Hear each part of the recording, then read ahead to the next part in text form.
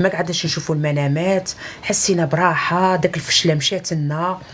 ولكن دوليا مثلا نحسوا بالفشله هذه مده 3 شهور قعدت نعطيها لهم، وانا نسيت بلي عطيتهم ديك الطريقه.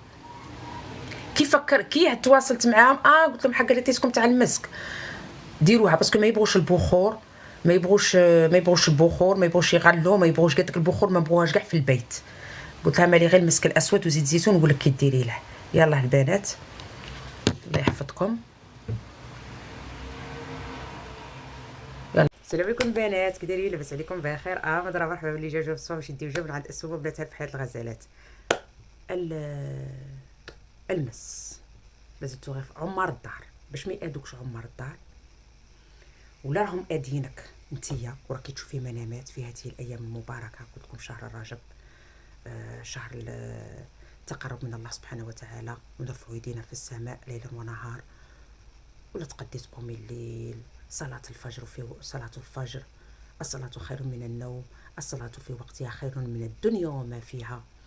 والبخور موجودين، جيبي المسك وجيبي الاسبوع الاول جيبي المسك وزيت الزيتون. قلت لكم داك المسك تاع القرعه ديريه في زيت الزيتون،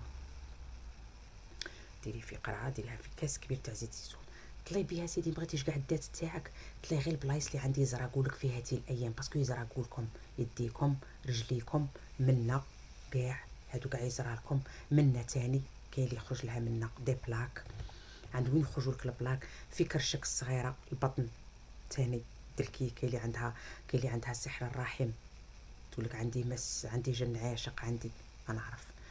المهم الاسبوع الاول ديري المسك وزيت الزيتون، الاسبوع الثاني داك المسك وزيت الزيتون زيدي فيه الناس. الاسبوع الثاني، الاسبوع الثالث ديري فيه عريشه فيجل. ما عندكش الفيجل عريشه ديري الفيجل اليابس.